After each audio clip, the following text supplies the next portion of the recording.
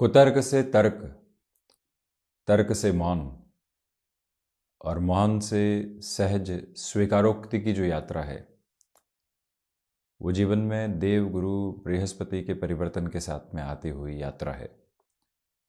कर्म जब निष्ठा के साथ में परिवर्तन लेकर आते हैं तो वो शनिदेव प्रदानक स्थितियां कही जाती है। जब व्यक्ति अपने नैतिक बल के साथ में साहस दिखाते हुए चलता है तो वो सूर्यदेव के साथ में जुड़ी हुई यात्रा कही जाती है। मन की चंचलता को थाम कर एकाग्रता के अनंत आकाश के साथ में जब व्यक्ति चलायमान होता है तो वो सोम के साथ, चंद्रमा के साथ चलती हुई यात्रा नजर आती है। ऐसी ही प्रत्येक ग्रही व्यवस्था के साथ जुड़ी हुई अलग अलग यात्राएं हैं, परंतु जो व्यवस्था व्यक्ति के भीतर के बोध को उत्पन्न करती है, जो व्यवस्था व्यक्ति के भीतर ज्ञान के उजालों को कर्म के भीतर प्रतिध्वनित करने वाली होती है, उस ग्रही व्यवस्था के साथ में जुड़ी हुई यात्रा बृहस्पति की ही है। देवगुरु बृहस्पति वक्री अवस्थाओं से पुनः मार्गी अवस्थाओं को 31 दिसंबर 2023 के साथ प्राप्त कर रहे हैं। वर्ष के अंतिम सिरे के साथ में परिवर्तन सामने होगा। सर्वाधिक कारकत्व प्राप्त ग्रह हैं देवगुरु बृहस्पति। भले ही धनागमन देख लीजिए, संचय के साथ में किसी भी तरीके की रोटेशन की अप्रोच देख लीजिए, सुख के भीतर की जो भाव की स्थितियां हैं वो देख लीजिए, कामकाजी जीवन में हम कैसे खुद को ढालने वाले होंगे उस अवस्था की चर्चा कर लीजिए। देवगुरु बृहस्पति अपने प्रभाव को रखने वाले होते हैं। देवगुरु यहाँ भी मेष राशि स्थान के साथ में चलायमान, सेनापति के राशि स्थान में वक्री अवस्थाओं से निकलकर मार्गी हो जाएंगे। शनिदेव की तीसरी दृष्टि यह देवगुरु बृहस्पति पर अभी भी बनी हुई है। हम ये चर्चा तुला राशि के महानुभावों के लिए लेकर उपस्थित हुए हैं कि जब देवगुरु बृहस्पति लंबे अंतराल के बाद वक्री अवस्थाओं से निकलकर मार्गी हो जाएंगे तो किस तरह के फल दृष्टिकोण सामने निकल कर आते हैं। मुख्य बात यह है कि 5 फरवरी 2024 तक मंगल एवं देवगुरु बृहस्पति का भी परिवर्तन बना रहेगा। आप ढैया के बाद के अंतराल को भोग रहे हैं। देवगुरु बृहस्पति यहाँ पराक्रम तथा षष्ठ भाव के अधिपति होकर सप्तम भाव में है। मंगल गुरु के परिवर्तन का अद्भुत सामंजस्य यहाँ पर है। शनिदेव की तीसरी दृष्टि तृतीय केंद्र पर निरंतर गतिमान है। अब जब देवगुरु बृहस्पति वक्री अवस्थाओं से मार्गी अवस्थाओं में आ जाएंगे तथा प्रथम भाव को देखने वाले होंगे तो मुख्य बात यह है कि जो आत्मविश्वास की स्थितियां होती है, हम किसी भी निर्णय की तरफ जा रहे हों और ख़ुद के साथ में काबिज़ रहें। जॉब चेंज करनी है, लोग सलाह देने वाले होंगे, परंतु हमारा अनुभव क्या कह रहा है, आत्मिक विकास क्या कह रहा है, उसकी जागृति देवगुरु बृहस्पति के साथ निकल कर आती है। ल्यूक्रेटिव ऑफर की ओर रिस्क लेकर जाना है या फिर स्टेबिलिटी के मोड को देखना है। जुपिटर की पोजीशंस ये बहुत क्लियरली डिफाइन करने वाली होती है। शुक्र राशि स्थान को यह देवगुरु बृहस्पति देखेंगे। आपके भीतर की सौम्यता बढ़ रही है तो वहीं जो मानसिक स्तर पर तनाव कामकाजी जीवन में उच्च अधिकारियों की वजह से, कलीग्स की वजह से बने हुए थे, अब वो दूर हटने वाले होंगे। आप अपनी पोजीशन को जिस लेवल पर कंसोलिडेट करना चाह रहे थे तो वहाँ जो पराक्रमेश की यात्रा सप्तम भाव में है और प्रथम केंद्र को पुनः देख रही है, आपके भीतर के उजाले विकसित होते चले जा रहे हैं। यहाँ आप आईटी फील्ड के साथ में है, मेडिकल फील्ड के साथ में है, या फिर आप यहाँ कंस्ट्रक्शन संबंधी किसी भी वर्किंग अप्रोच के साथ में खुद के लिए मेजर चेंज को डिफाइन करना चाहते हैं।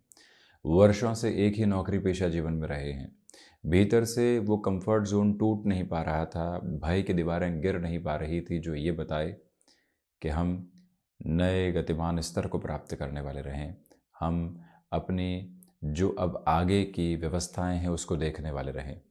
यहाँ जो मुख्यतया मंगल बृहस्पति का परिवर्तन है, इन क्षेत्र विशेष के साथ में आपके लिए तीव्रगामी ताकत देता है।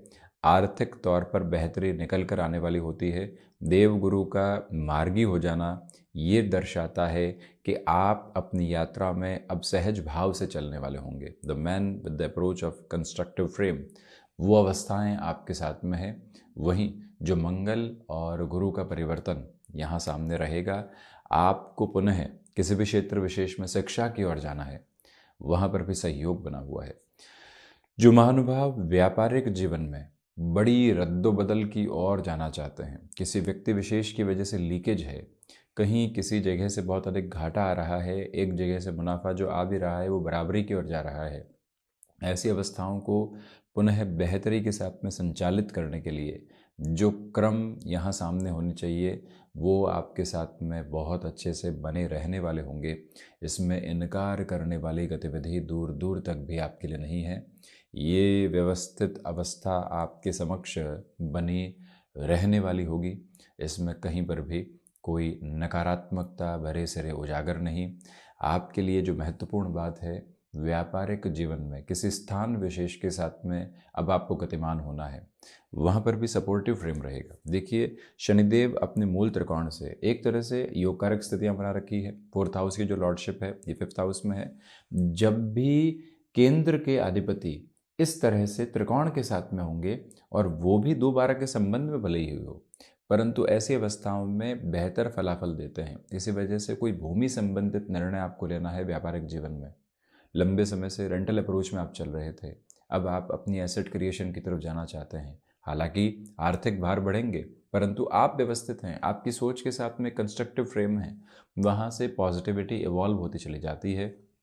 कोई भी कार्य क्षेत्र के साथ में लंबे समय से कोई केस की अप्रोच चल रही थी, दूसरी दुविधाओं ने भयाक्रांत करके रखा हुआ था, जनवरी और फरवरी के सिरे में वहाँ से आप रिलीफ और रिलैक्सेशन की तरफ आ सकते हैं।